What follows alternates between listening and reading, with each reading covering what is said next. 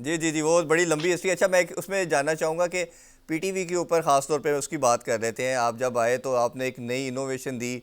आपका जो एक शो करने का एक मेथडोलॉजी था वो बड़ा डिफरेंट था। जैसे प्री और पोस्ट की बात, फिर आपकी टीम बड़ी स्ट्रॉन्ग होती थी। उसमें मैं नाम लेना शुरू शुरू करूँ तो वो राशिद लतीफ़, वसीम अकरम आए, ग्लैन मैग्राथ आए, फिर ब्रायन लारा आए और विवर रिचर्ड आए, आइन चैपल आए। तो सबसे ज़्यादा मज़ा आपको किसके साथ आया? मेरा ख्याल है ये सारे इतने बड़े लेजेंड है कि एक लिस्ट शायद मैंने कम नाम लिए, बहुत लंबी है। तो सबसे ज़्यादा आपको कौन सा लगा कि यार गेम अवेयरनेस इसकी बहुत ज़्यादा है और ये बड़ा या आइडली बात करता है, रियलिस्टिकली बात करता है? To be very honest Irfan, एक तो विदाउट एनी बायस मुझे राशिद लतीफ़ के साथ मेरी एक केमिस्ट्री है, एक अंडरस्टैंडिंग है और उसकी बहुत डेप्थ है। हम्म। और बहुत मजा आया उसके साथ काम करके।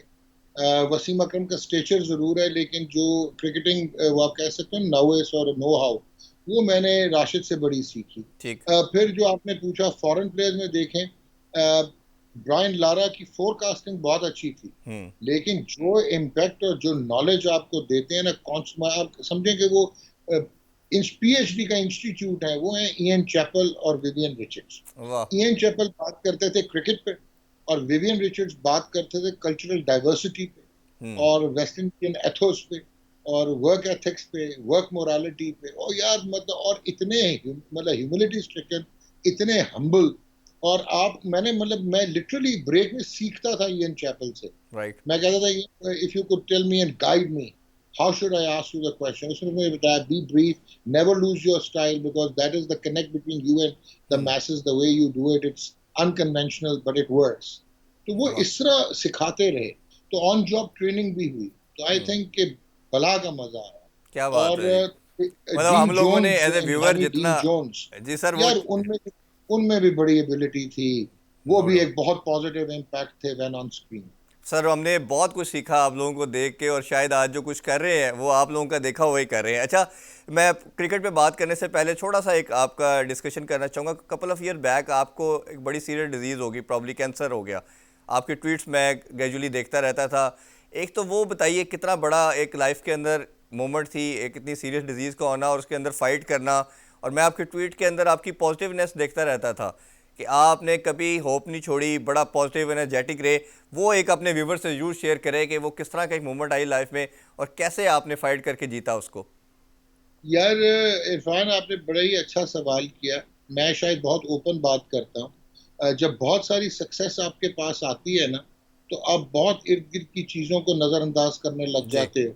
और वो कहते हैं ना कि आप जब पिरामिड के ऊपर पहुंच रहे होते हो तो आप अकेले होते जाते हो और एरोगेंट होते जाते जी। हो। 2017 में मुझे जब ये पता लगा, डायग्नोसिस हुआ, मुझे नॉन हॉजकिन लिम्फोमा था, ब्लड कैंसर, जो कि जी। स्टेज 4 हम्म। और कोर 3S म्यूटेंट, जो कि काफी एडवांस हो चुका था। तो मुझे यार एक बहुत शॉक लगा। और हम्म। आपने जो पॉजिटिविटी की बात की है, इनिशियली ये पॉजिटिविटी नहीं थी, इसमें डर भी था, हम्म। खौफ भी था। एज एनी वन ऐसे लगता था कि बस अब सब कुछ खत्म हो जाएगा, डार्कनेस हो जाएगी। मैंने रूम की लाइट ऑफ करना छोड़ दी थी, क्योंकि मुझे तशबीह मिलती थी ऐसे ही लाइट ऑफ हो जाएगी। सो अच्छा। उसके बाद जो फैमिली है ना इरफान, आई थिंक के वो बहुत मैटर करती है। एंड आउटस्टैंडिंगली मुझे फैमिली ने हेल्प किया।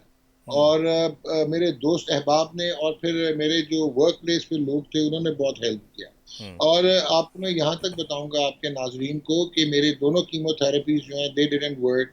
उसके बाद स्टेम सेल डिडंट वर्क। उसके बाद मेरा जो है bone marrow transplant didn't work. और मुझे रॉयल मार्सडन लंदन में कह दिया गया था कि I will be living for only 8 months, जो ओहो। लाइफ प्रोबेबिलिटी है। And it was like I was broken when I came back, obviously. Hmm. और मैं कोई सुपर हीरो तो नहीं हूँ, ठीक है। लेकिन again my father was a retired lieutenant general, जो कि मेरा, खैर वो अलग बात है कि आइडेंटिटी क्राइसिस भी मैंने बड़ा काटा। हम्म। हालांकि उनकी और मेरी फील्ड्स बिल्कुल टोटली अलग थी।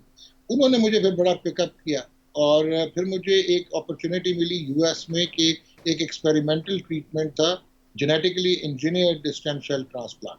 ठीक है। उससे मुझे कहा गया कि 30% चांसेस है यू विल सर्वाइव और रिमिट हो जाएगी डिजीज, और 70% चांसेस है यू वॉन्ट अच्छा। Survive. And then I survived and the disease remitted. So माशाल्लाह। अल्लाह ताला की तरफ से हुआ।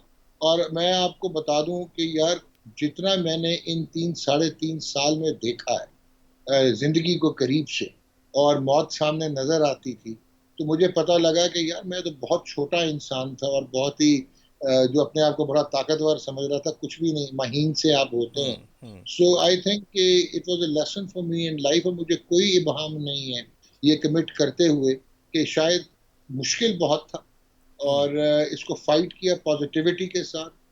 मुझे एक जमाने में ये उम्मीद हो गई थी कि यार अगर आखिरी ओवर की आखिरी गेंद पे 12 रन भी रहते होंगे ना, हम्म। तो मैं नो बॉल का इंतजार करूंगा। वाह। ठीक है। मतलब सो वो इस पॉजिटिवनेस अंदाज यही से जिस किया तरह आप था। माशाल्लाह लेके। अच्छा, अब थोड़ी क्रिकेट की बात भी करते हैं, थोड़ा सा माहौल को चेंज करते हैं। अच्छा, सबसे तो पहले मैं टेस्ट चैंपियनशिप की बात करना चाहूँगा। जिस तरह न्यूजीलैंड ने बड़ा आउटस्टैंडिंग खेला, और मेरा ख्याल है कि जिस तरह वो बेचारे 2015 का वर्ल्ड कप फाइनल हारे, फिर 19 का हारे, और ये उनके पास रिडेम्पशन का एक बड़ा गोल्डन अपॉर्चुनिटी थी जो उन्होंने वेल की। थोड़ा सा सिस्टम पे बात करते हैं। छोटी सी पॉपुलेशन का कंट्री है, 40 50 या 60 लाख लोग होंगे हार्डली। और अगर हम केन विलियमसन की मैं बात करना चाहूँगा, जिस तरह खूबसूरत क्रिकेटिंग ब्रेन उसका है, और टीम भी कोई बहुत बड़े नाम नहीं है अगर देखा जाए, जिस तरह के वर्ल्ड क्लास प्लेयर नहीं है उनके पास। कुछ नाम तो आप कह सकते हैं, बट इस तरह के बड़े स्टैट्स वाले प्लेयर नहीं है। बट केन विलियमसन की बात मैं इसलिए करना चाह रहा हूँ कि उसको स्ट्रक्चर ने पहले स्कूल में कैप्टन बनाया, फिर कॉलेज में बनाया, फिर उसको क्लब के अंदर बनाया, फिर उसको जब अंडर 19 और फिर टीम के अंदर नेशनल टीम में भी कैप्टन बनाया। तो एक सिस्टम तैयार करता है।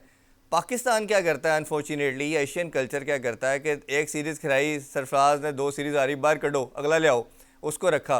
अच्छा, हम एक और गलती करने जा रहे हैं। हम फॉलो कर रहे हैं अपने भारत को, अपने नेबर कंट्री को।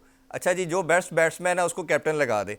अच्छा, अब कैप्टन आपने बाबर को लगा दिया। मैं तो बड़ा स्केयर हुआ हूँ। ये साउथ अफ्रीका की सीरीज़ भी देखी मैंने, जिम्बाब्वे की भी देखी, और अभी जो मैंने पीएसएल देखा, कि जो स्ट्राइक रेट T20 में ख़ास तौर पे बाबर की जो सेल्फिशनेस नज़र आई, मैं इसमें मुझे कोई डाउट नहीं है। मुझे अगर किसी को बुरा भी लगता है कि पाकिस्तान का नंबर 1 बैट्समैन होके अब आपके ऊपर ऑनस ज़्यादा आ गया एज ए कैप्टन, तो कैप्टन बनने के बाद आपकी इतनी टीमेड अप्रोच है कि आप कह रहे हो कि मैं हाईएस्ट रन स्कोरर पे ख़त्म करूं, कराची किंग्स मैच हारता जाए, आई डोंट केयर।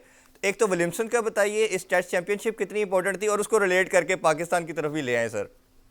आज पहली दफा पता लग रहा है कितना औखा होता है सवाल का जवाब देना। अच्छा, नंबर वन, इरफान बहुत ही अच्छे क्वेश्चंस पूछे। मैं बहुत जल्दी थैंक यू। से आपको अगर रैप अप करके ये बताऊं कि टेस्ट चैंपियनशिप के फाइनल से एक हफ्ता पहले मैंने न्यूजीलैंड को फेवरेट कहा था। अच्छा। और उसका रीजन ये नहीं है कि मैं बहुत कोई 30 मार खान हूँ। वो नजर आ रहा था कि वो 2 टेस्ट खेले हुए थे, ऑलरेडी एक्लेमेटाइज थे, जीते थे सीरीज वो हम्म। आई थिंक 1998 99 के बाद इन इंग्लैंड।